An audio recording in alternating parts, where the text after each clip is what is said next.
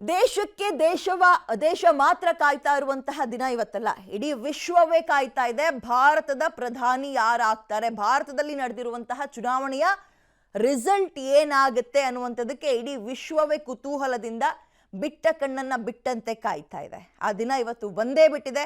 ಬೆಳಗ್ಗೆ 5 ಗಂಟೆಯಿಂದಲೇ ಪಬ್ಲಿಕ್ ಟಿವಿಯಲ್ಲಿ ನೀವು ಗಮನಿಸ್ತಾ ಇದ್ದೀರಿ ಏನು ಎತ್ತ ಅಂತ. 8 ಗಂಟೆಗೆ ಮತ ಎಣಿಕೆ ಕೂಡ ಆರಂಭ ಆಗುತ್ತೆ. ವಿಶ್ವದ ಅತಿ ದೊಡ್ಡ ಪ್ರಜಾಪ್ರಭುತ್ವ ರಾಷ್ಟ್ರದ ಮತ ಎಣಿಕೆ ಇವತ್ತು. ಇಡೀ ವಿಶ್ವಕ್ಕೆ ಕುತೂಹಲ ಕೆರಳಿಸಿದಂತಹ ದಿನ ಇವತ್ತು, ಯಾಕಂದ್ರೆ ರಿಸಲ್ಟ್ ಡೇ. ನಿಮ್ಮ ಪಬ್ಲಿಕ್ ಟಿವಿಯಲ್ಲಿ ಲೋಕಸಮರದ ಪಕ್ಕಾ ರಿಸಲ್ಟ್ ನೋಡ್ತಾ ಹೋಗೋಣ. ಕ್ಷಣದ ಅಪ್ಡೇಟ್ಗಾಗಿ ತಲೆನೇ ಕೆಡಿಸ್ಕೊಳ್ಳೋಕೆ ಹೋಗ್ಬೇಡಿ, ಪಬ್ಲಿಕ್ ಟಿವಿ ಆನ್ ಮಾಡಿ ಬಿಟ್ಬಿಡಿ ಅಷ್ಟೇ. ನಿಮ್ಮ ಪಬ್ಲಿಕ್ ಟಿವಿಯಲ್ಲಿ ನಾನ್ ಸ್ಟಾಪ್ ಮೆಗಾ ಕವರೇಜ್ ನೋಡ್ತಾ ಹೋಗೋಣ. ಇವತ್ತು ಮಧ್ಯರಾತ್ರಿ 12 ಗಂಟೆವರೆಗೂ ಕೂಡ ನಾನ್ ಸ್ಟಾಪ್ ಕವರೇಜ್, ನಿಖರ ಫಲಿತಾಂಶ, ಪ್ರಖರ ವಿಶ್ಲೇಷಣೆಗೆ ನೀವೇನು ಮಾಡಬೇಕು, ತಪ್ಪದೆ ವೀಕ್ಷಿಸಿ public TV. Stay tune with public TV. ವಿಶ್ವದ ಅತಿ ದೊಡ್ಡ ಪ್ರಜಾಪ್ರಭುತ್ವ ರಾಷ್ಟ್ರದ ಮತ ಎಣಿಕೆಯ ದಿನ ಇವತ್ತು, ರಿಸಲ್ಟ್ ಡೇ. ಲೋಕನಾಯಕರ ಭವಿಷ್ಯ ಇವತ್ತು ನಿರ್ಧಾರ ಆಗುತ್ತೆ. 8 ಗಂಟೆಗೆ ಮತ ಎಣಿಕೆ ಕೂಡ ಆರಂಭ ಆಗುತ್ತೆ. ಮಧ್ಯಾಹ್ನದಷ್ಟೊತ್ತಿಗೆ ನಮಗೊಂದು ಸ್ಪಷ್ಟ ಚಿತ್ರಣ ಸಿಕ್ಬಿಡುತ್ತೆ, ಯಾರು ಬರ್ತಾರೆ ಅಂತ.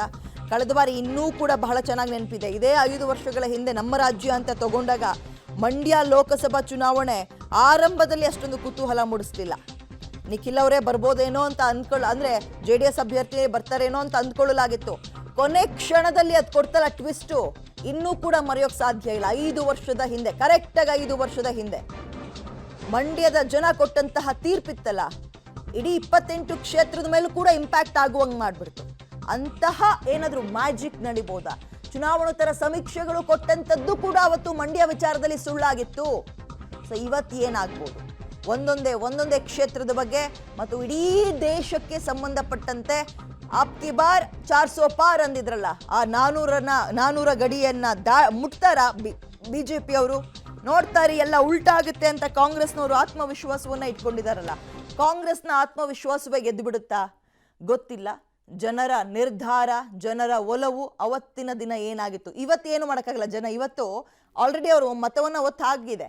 ಅವತ್ತಿನ ಮನಸ್ಥಿತಿ ಏನಿತ್ತು, ಜನರ ಮನದಲ್ಲಿದ್ದಂತಹ ಅಭಿಪ್ರಾಯ ಏನು, ಅವೆಲ್ಲವೂ ಕೂಡ ಕೌಂಟ್ ಮಾಡುವಂತಹ ದಿನ, ರಿಸಲ್ಟ್ ಡೇ. ಸೊ ಇಡೀ ವಿಶ್ವವೇ ಕುತೂಹಲದಿಂದ ಕಾಯ್ತಾ ಇದೆ.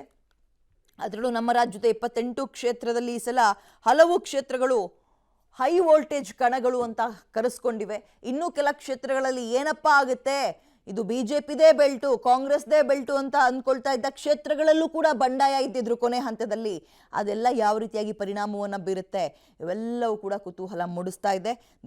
ದೇಶವೇ ಕುತೂಹಲದಿಂದ ಕಾಯ್ತಾ ಇರೋ ಲೋಕಸಭಾ ಚುನಾವಣಾ ಫಲಿತಾಂಶಕ್ಕೆ ಕ್ಷಣಗಣನೆ ಆರಂಭ ಆಗಿದ್ದು ಬೆಳಗ್ಗೆ 8 ಗಂಟೆಯಿಂದಲೇ ಮತ ಎಣಿಕೆ ಆರಂಭ ಆಗುತ್ತೆ. ದೆಹಲಿಯಲ್ಲಿ ಚುನಾವಣಾ ಆಯೋಗದ ಕಚೇರಿಯಲ್ಲಿ ಸೋಮವಾರ ಅಂದರೆ ನಿನ್ನೆ ಸುದ್ದಿಗೋಷ್ಠಿಯನ್ನು ಕೂಡ ನಡೆಸಿದ್ರು ಮುಖ್ಯ ಚುನಾವಣಾ ಆಯುಕ್ತ ರಾಜೀವ್ ಕುಮಾರ್ ಅವರು. ಪ್ರಸಕ್ತ ಲೋಕಸಭಾ ಕ್ಷೇತ್ರದ ಮತ ಎಣಿಕೆ ಪ್ರಕ್ರಿಯೆ ಇವತ್ತು ಬೆಳಗ್ಗೆ 8 ಗಂಟೆಯಿಂದ ಆರಂಭಗೊಳ್ಳೋದ್ರಿಂದ ಮೊದಲಿಗೆ ಅಂಚೆ ಮತ ಪತ್ರಗಳನ್ನು ಎಣಿಕೆ ಮಾಡ್ತಾರೆ.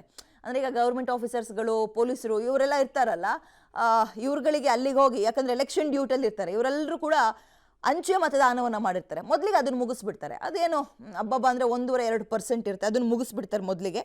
ಇಡೀ ಚುನಾವಣಾ ಪ್ರಕ್ರಿಯೆಯು 70 ರಿಂದ 80 ಲಕ್ಷ ಜನರ ನಿಗಾದಲ್ಲಿ ಯಾವುದೇ ಅಕ್ರಮ ಆಗದಂತೆ, ಲೋಪಗಳಾಗದಂತೆ, ತೊಡಕುಗಳಾಗದಂತೆ ನಡೆಯುತ್ತೆ. ಸುಮಾರು 70 ರಿಂದ 80 ಲಕ್ಷ ಜನರ ನಿಗಾದಲ್ಲಿ ಯಾವುದೇ ಅಕ್ರಮಕ್ಕೂ ಎಡೆ ಮಾಡಿಕೊಡದಂತೆ ದೋಷರಹಿತವಾಗಿ ನಡೆಯುತ್ತೆ. ಚುನಾವಣೆ ಹಾಗೆ ನಡೆದಿದೆ, ರಿಸಲ್ಟ್ ಕೂಡ ಹಾಗೆ ನಡೆಯುತ್ತೆ ಅನ್ನುವಂತಹ ಪ್ರಾಮಿಸಿಂಗ್ ಮಾತುಗಳನ್ನು ಚುನಾವಣಾ ಈಗ ಮಾತನಾಡಿದೆ. ಈಗ ದೇಶಾದ್ಯಂತ ಒಟ್ಟು ಎಷ್ಟು, ನಮ್ಮ ರಾಜ್ಯದಲ್ಲಿ 28 ಆದರೆ ಇಡೀ ದೇಶದಲ್ಲಿ 542 ಲೋಕಸಭಾ ಕ್ಷೇತ್ರಗಳ ಮತ ಎಣಿಕೆ ಕೇಂದ್ರಗಳಲ್ಲಿ ಮತ ಎಣಿಕೆಗೆ ಎಲ್ಲ ರೀತಿಯ ಸಿದ್ಧತೆಯನ್ನು ಕೂಡ ಮಾಡಿಕೊಳ್ಳಲಾಗಿದೆ. ಸುಮಾರು 10.5 ಲಕ್ಷ ಬೂತ್ಗಳಲ್ಲಿ ಎಣಿಕೆ ಸಾಗುತ್ತೆ.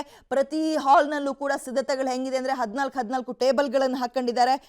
ಪ್ರತಿ ಟೇಬಲ್ನ ಎದುರು ಚುನಾವಣಾ ಸಿಬ್ಬಂದಿ ಇದ್ರೆ, ಇನ್ನೊಂದು ಪಾರ್ಶ್ವದಲ್ಲಿ ಅಭ್ಯರ್ಥಿಗಳ ಕಡೆಯ ಪೋಲಿಂಗ್ ಏಜೆಂಟ್ ಇರ್ತಾರೆ. ಅಂದರೆ ಆಮೇಲೆ ಇಲ್ಲ ಮೋಸ ಆಗ್ಬಿಡ್ತು, EVM ಹಂಗಾಗ್ಬಿಡ್ತು, ಇವರು ಆ ಕಡೆಗೆ ವಾಲಿದ್ರು, ಈ ಥರದ್ದು ಯಾವ ಕಂಪ್ಲೇಂಟ್ಗಳು ಕೂಡ ಕೇಳಬಾರ್ದಲ್ಲ. ಅದಕ್ಕೆ ಯಾಕಂದರೆ ಇದು ಲೋಕಸಭಾ ಚುನಾವಣೆ, ಗ್ರಾಮ ಪಂಚಾಯತಿ ಎಲೆಕ್ಷನ್ ಅಲ್ಲ, ಇದು ಲೋಕಸಭಾ ಚುನಾವಣೆ. ಹದ್ದಿನ ಕಣ್ಣಿಟ್ಟಿರ್ತಾರೆ. ಒಂದೇ ಒಂದು ಸೆಕೆಂಡ್ ಕೂಡ ಮೈ ಮರೆಯೋಂಗಿಲ್ಲ, ಯಾರೂ ಮರೆಯೋದಿಲ್ಲ. ಮತ್ತು ಅಲ್ಲಿ ಯಾವುದೇ ರೀತಿಯ ಸಮಸ್ಯೆ ಕೂಡ ಆಗಲ್ಲ ಬಿಡಿ. ಇದೀಗ ನಾವು ಗಮನಿಸ್ತಿದ್ವಿ, ಯಾವ್ಯಾವ ರೀತಿಯಾಗಿ ಸಿದ್ಧತೆಗಳನ್ನು ಮಾಡ್ಕೊಂಡಿದ್ದಾರೆ ಅಂತ, ಹೇಗಿರುತ್ತೆ ಮತ ಎಣಿಕೆ ಪ್ರಕ್ರಿಯೆ ಅನ್ನುವಂಥದ್ದು ಕೂಡ ನಿಮಗೆ ಕುತೂಹಲ ಮೂಡಿಸ್ತಾ ಇರುತ್ತೆ. 8 ಗಂಟೆಗೆ ಆರಂಭ ಮಾಡ್ತಾರೆ. ಮೊದಲಿಗೆ ನಾವು ಆರಂಭದಲ್ಲೇ ಹೇಳ್ದಂಗೆ ಅಂಚೆ ಮತಪತ್ರಗಳ ಎಣಿಕೆ ಆರಂಭ ಮಾಡ್ತಾರೆ. ಈ ಅಂಚೆ ಮತ ಎಣಿಕೆ ಆರಂಭ ಆಗಿ ಒಂದು ಅರ್ಧ ಗಂಟೆ ಆಯಿತು ಅಂದ್ಕೊಳ್ಳಿ. ಆಮೇಲೆ ನೋಡಿ ಅಧಿಕೃತ ಪಿಕ್ಚರ್, ಅಂದರೆ ಪಿಕ್ಚರ್ ಅಭಿ ಬಾಕಿ ಹೇ ಅಂತಾರಲ್ಲ, ನಾವು ಹೋಗು ಮತ ಹಾಕಿ ಬಂದಿದ್ವಲ್ಲ ಒಂದೊಂದು ಕ್ಷೇತ್ರದಲ್ಲೂ ಇಷ್ಟಿಷ್ಟು ಲಕ್ಷ ಜನ, ಅದರ EVM ಮಷಿನ್ಗಳ ಮತ ಎಣಿಕೆ ಆರಂಭ ಆಗತ್ತೆ.